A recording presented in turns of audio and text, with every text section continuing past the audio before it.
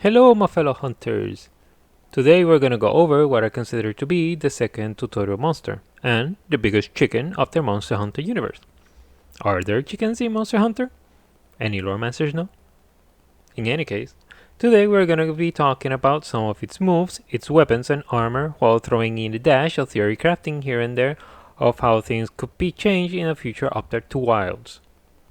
And so we start with the Pecks, which is identical to how a chicken pecks at the ground. Mostly harmless as they deal little damage, but they barely register on your hunter so that it can chip away at your health without you knowing. If starting out in high rank, you might need to keep an eye out on that HP bar to avoid surprise carding when facing its 10th version as they deal more damage.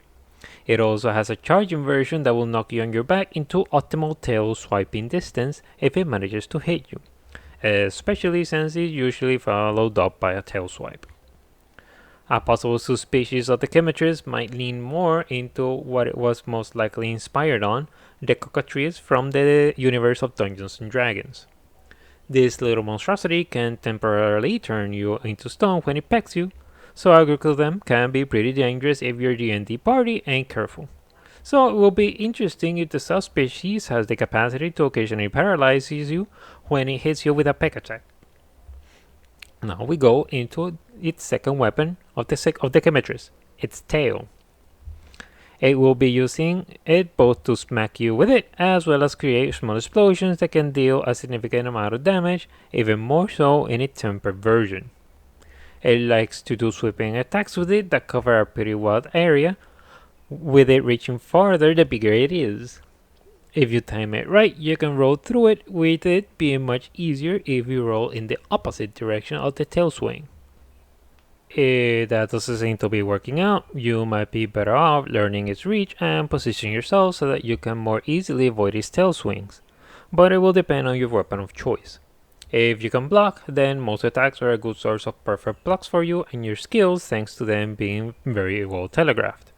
Sometimes it will try to flatten you with its tail slam, and it usually happens if you wail on it too much from behind.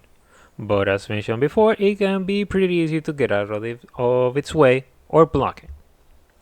When things can get tricky is when it starts creating small explosions with it. It extends slightly the range of its tail attacks while also dealing more damage. Then there is the especially dangerous 360 Explodey Tail Speed. The difficulty in dodging this particular attack lies in how it has two damage ticks, from the tail and from the explosions. This means that positioning matters a lot more, with you probably being safer trying to go under it. You can also be alert for it when it releases what it looks like explosive gas to try and get as far away from it, in order to completely avoid the damage of the attack. As before, this attack is not a problem if you have a shield. Now, a way a subspecies could make things interesting might be if we replace the gas and fire with Frostblight. Having a monster that can freeze you in place if you happen to be too close to its tail swipe could be an interesting application of this new blight. Now that we are done with the monster overview, we head into its weapons and armor. We are immediately greeted with the bad news that this monster lacks a hunting horn. But I think it makes up for it with it having what I think are pretty cool weapon designs.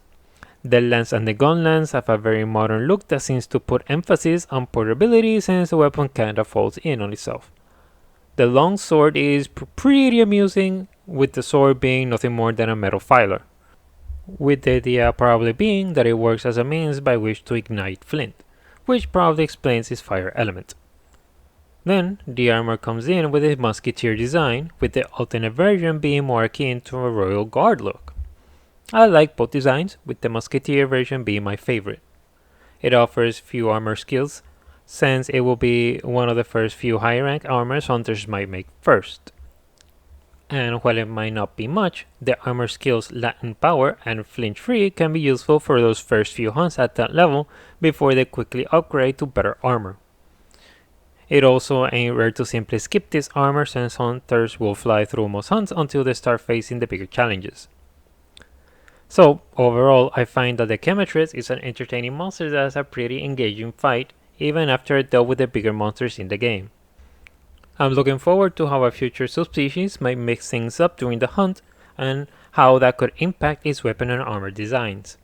If you have any ideas for a future Quematrice Subspecies, feel free to share them down in the comments below. In the meantime, that will be all from me. Leave a like if you enjoyed this video, subscribe and hit that notification bell to know when the next video drops. Thank you all for watching, and happy hunting!